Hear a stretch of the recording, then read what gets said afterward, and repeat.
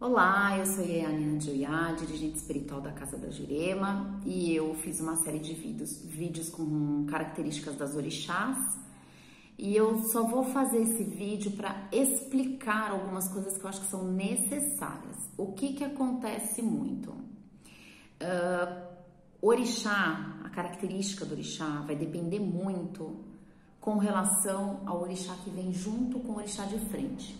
Então você tem um orixá que está ali na frente, tá todo mundo vendo, que tá todo mundo percebendo, e você tem um outro orixá que fica atrás, que ele é um pouco mais passivo, que é uma coisa que ele tá interna, que só você sabe daquelas características. Então o que acontece? Muitas vezes você traz aquelas características e elas são às vezes nubladas, misturadas, confundidas com as outras características. Então é por isso que de uma pessoa para outra muda um pouquinho uma coisa ou outra.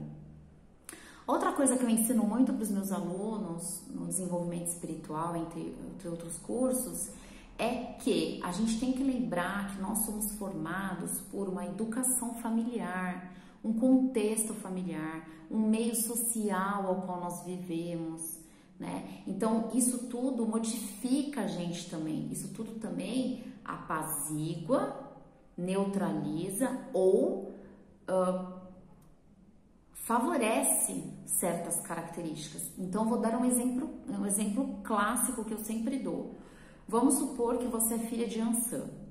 Dizem vulgarmente que filha de Ançã é barraqueira, que faz barraco, que puxa briga e tudo mais.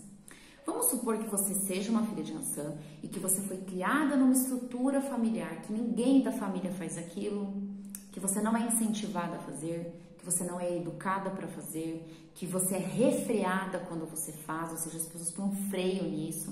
O que vai acontecer? Você vai perceber que aquela postura não é uma postura legal, não é uma postura saudável, então você não vai replicar, você não vai fazer. E aí na sua fase adulta vão falar, mas você não é de Ançã porque você não é barraqueira. Mas por quê, gente? Porque você teve uma educação familiar que não favoreceu aquele aspecto. Da mesma forma como outras pessoas podem ter uma educação familiar, ou inclusive pessoas da própria família, a mãe e o pai, que tem aquele aspecto, aquilo é favorecido. Então a gente precisa entender isso, tá? Tem a ver também com o teu meio social, teu meio cultural, as informações que chegam até você. Tudo isso vai moldar a sua personalidade, vai moldar o seu caráter, vai moldar a forma como você se expõe ao mundo, né? Então, algumas características, elas vão ficar apagadas por conta desse aprendizado, que fique claro isso. E lógico que também sempre existe a questão de poder estar com o orixá errado, né? O orixá não errado propriamente, mas o orixá que não é exatamente aquele. Então, por isso que as características elas não ficam tão claras, né? Pode acontecer também de você ter outras influências que favorecem ou dificultam aquilo, então é um processo onde outras energias também conversam naquele sentido. Uma outra questão também que eu vejo acontecer bastante é a não aceitação de si, né? Existe aquela frase famosíssima, conhece a ti mesmo. Então tem muito isso também, tem pessoas que não têm autoconhecimento, elas não se conhecem. Tem pessoas que elas não têm um olhar crítico com relação a si, elas não têm uma percepção clara de qualidades e defeitos e do que elas são e do que elas mostram, né? Então, às vezes, o orixá ele está ali, mas a pessoa não aceita porque ela não se vê daquela forma, ela não se enxerga, ela não consegue ver que aquilo ali faz sentido ou aquilo ali não faz o menor sentido para ela. Então, tem a ver com autoconhecimento. Eu, particularmente, e a Nina Joiá, na Umbanda, na Casa da Jurema, eu, particularmente, eu gosto muito de trabalhar o arquétipo do orixá, as características do orixá, dentro deste conceito, porque eu acho que aquilo vai ajudar a gente numa evolução.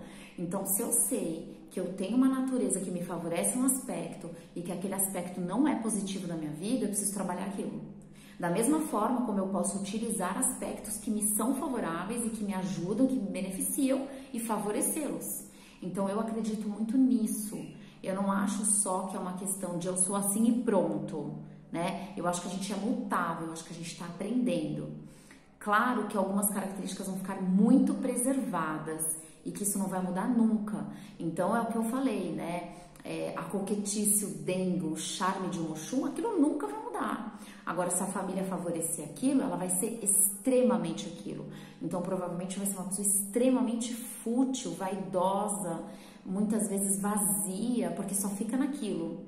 Mas, se aquela característica ela for bem trabalhada, ela vai assimilar aquela característica de uma forma positiva e ela vai transferir aquilo para outras questões onde ela vai ter uma valorização positiva.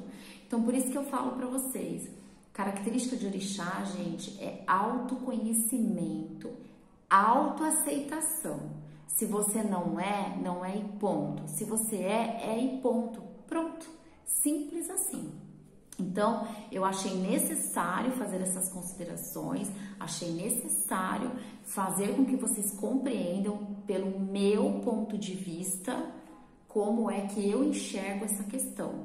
Eu acho que sim, o orixá é muito importante para a pessoa, principalmente para quem está no meio umbandista, entre outros, porque isso vai dar uma noção de como é aquela pessoa, como ela é formada, qual que é a constituição dela, o que, que vai funcionar para ela e o que, que não vai funcionar. Inclusive até a forma como você se dirige àquela pessoa, né? Então eu acho que isso é o importante. O restante é coisa que a gente vai administrando aí ao longo do tempo.